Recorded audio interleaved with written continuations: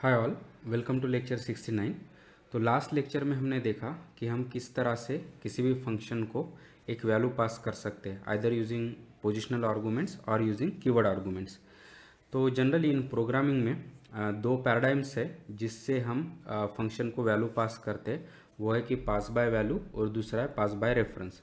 तो ये लेक्चर में हम इनको थोड़ा डिटेल में डिस्कस करते हैं in the context of programming language. ठीक है, तो इनमें से पहला है पास बाय वैल्यू। जब भी हम किसी फंक्शन को एक वेरिएबल पास करते या आर्गूमेंट पास करते यूजिंग पास बाय वैल्यू, तो उसका कॉपी वो फंक्शन को चला जाता है। इसलिए वो फंक्शन में अगर उस वेरिएबल पे या उस आर्गूमेंट पे कोई भी चेंजेस होते हैं तो वो कॉलिंग इन्वायरमेंट में रिफ्लेक्ट नहीं होते। ठीक है, उसके अपोजिट जब भी हम पास बाय रेफरेंस से कोई आर्गूमेंट फंक्शन को पास करते हैं तो उसका रेफरेंस वो कॉलिंग फंक्शन या कॉल्ड फंक्शन को चला जाता है।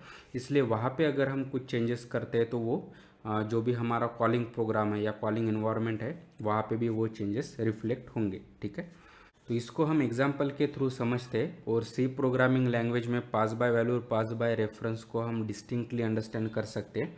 इसलिए ये एग्जाम्पल में हम सी प्रोग्रामिंग लैंग्वेज का यूज़ करेंगे।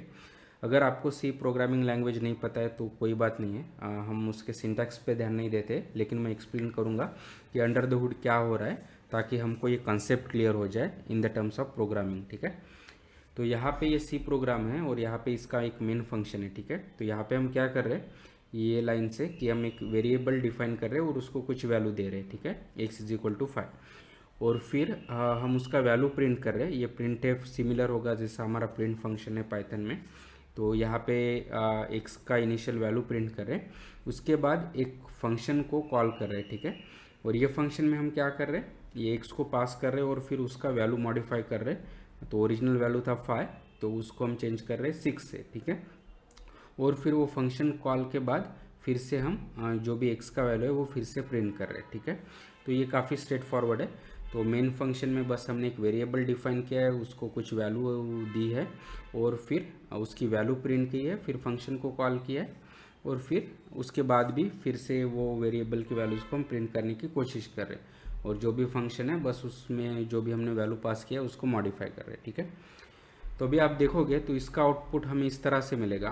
तो सबसे पहले ये स्टेटमेंट कि बिफोर कॉल एक्स, तो ये तो स्ट्रेट फॉरवर्ड है, एक्स का वैल्यू 5 है तो वो एज इट इज़ हमको मिल गया। ठीक है, फिर हम फंक्शन कॉल कर रहे हैं और फंक्शन में जो भी हमने एक्स वैल्यू पास किया उसकी वैल्यू हम चेंज कर रहे हैं 5 to 6।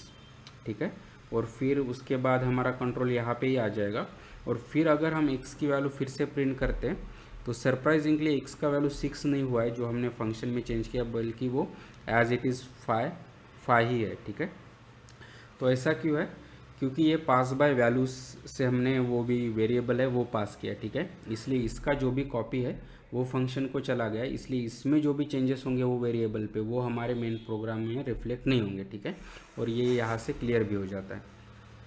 तो दूसरा वे है यूजिंग पास बाय रेफरेंस।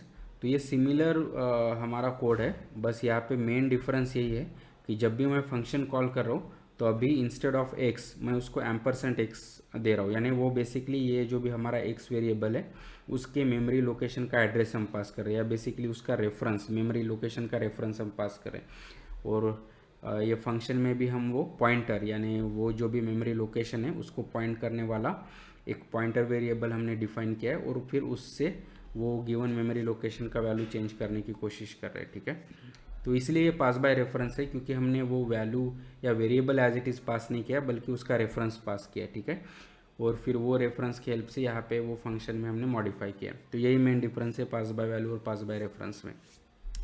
और लेकिन अगर हम उसके आउटपुट देखते हैं तो पहला तो एक्स का वैल्यू सेम रहेगा कि बिफोर कॉल एक्स जो 5 है वो 5, लेकिन सरप्राइजिंगली अभी जो भी हमने यहाँ पे मॉडिफाई किया यानी एक्स का वैल्यू यानी एक्स को जो पॉइंट कर रहा है वो पॉइंटर का वैल्यू हमने 6 कर दिया, तो यहाँ पे भी रिफ्लेक्ट कर दिया। और फिर आफ्टर कॉल अगर हम एक्स का वैल्यू चेंज या चेक करते हैं तो वो बेसिकली 6 है जो हमने यहाँ पे दिया है। ठीक है, तो ये पास बाय रेफरेंस है, तो यहाँ पे हमने कॉपी नहीं पास किया बल्कि रेफरेंस ऑफ मेमोरी लोकेशन पास किया, इसीलिए जो भी फंक्शन में चेंजेस हुए वो ये हमारे मेन प्रोग्राम में या हमारे कॉलिंग इन्वायरमेंट में रिफ्लेक्ट हो गए। ठीक है, तो ये एग्जांपल से डेफिनेटली आपको क्लियर हो गया होगा कि पास बाय वैल्यू से हम कॉपी भेजते इसलिए जो भी फंक्शन में चेंजेस करते हैं वो कॉलिंग एनवायरनमेंट में रिफ्लेक्ट नहीं होते। पास बाय रेफरेंस में इस तरह से हम रेफरेंस पास करते हैं, इसलिए जो भी फंक्शन में चेंजेस करेंगे वो वेरिएबल पे वो रिफ्लेक्ट होंगे कॉलिंग एनवायरनमेंट में। ठीक है, तो डायग्रामेटिकली शायद ये ज़्यादा क्लियर होगा। तो ये पास बाय वैल्यू का हम डायग्राम समझ सकते हैं कि जो भी ये ग्रीन पार्ट है वो हमारा मेन प्रोग्रामिंग है, मेन प्रोग्राम है, और जो भी येलो पार्ट है वो हमारा फंक्शन एफ ऑफ एक्स है। ठीक है, तो मेन प्रोग्राम में हमने क्या किया था, एक वेरिएबल डिफाइन किया था एक्स, और उसको कुछ वैल्यू दी थी 5 इस तरह से। ठीक है, और फिर जब ये हम फंक्शन को कॉल करते हैं और वो एक्स को पास करते हैं, तो बेसिकली क्या हो रहा है कि इसका कॉपी इसको चला गया, तो यहाँ पे एक डिफरेंट एक्स क्रिएट हो गया, और फिर यहाँ पे जो भी हमने चेंज किया था एक्स इज इक्वल टू 6, तो वो बेसिकली ये कॉपी पे चेंजेस हुए। ठीक है, और जो भी मेन प्रोग्राम का एक्स था वो अनटच था, इसीलिए यहाँ पे जो भी चेंजेस किए थे वो हमको मेन प्रोग्राम में नहीं दिख रहे, क्योंकि मेन प्रोग्राम के हिसाब से जो भी एक्स का वैल्यू वो 5 था। ठीक है, इसलिए हमको आउटपुट दोनों केस में 5 मिला था। तो ये पास बाय रेफरेंस का डायग्राम हो सकता है। तो पहले तो हमारे मेन प्रोग्राम में हमने एक वेरिएबल डिफाइन किया था एक्स इज इक्वल टू 5, तो इसका इनिशियल वैल्यू 5 था।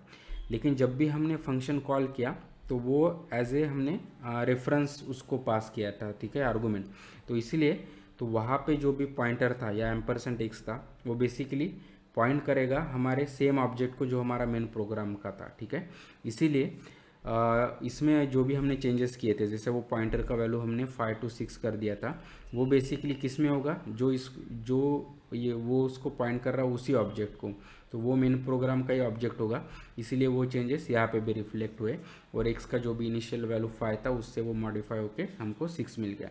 इसलिए यहाँ पे मेन प्रोग्रामिंग में बिफोर कॉल और आफ्टर कॉल का एक्स का वैल्यू हमको डिफरेंट मिला। पहले इनिशियल वैल्यू 5 था, और फिर हमने जो भी फंक्शन में चेंजेस किए थे वो रिफ्लेक्ट हो गए, और उसका वैल्यू 6 हो गया। ठीक है, तो जैसे हमने डिस्कस किया था कि ये दो मेन पैराडाइम्स है कि पास बाय वैल्यू और पास बाय रेफरेंस आर्गूमेंट पासिंग के लिए। ठीक है, नेक्स्ट लेक्चर में हम देखेंगे इनको पाइथन के कॉन्टेक्स्ट में। तो यहाँ पे हमने सिर्फ मेन प्रोग्रामिंग लैंग्वेज के कॉन्टेक्स्ट में देखा था, और सी लैंग्वेज की हेल्प से इसको अंडरस्टैंड किया था।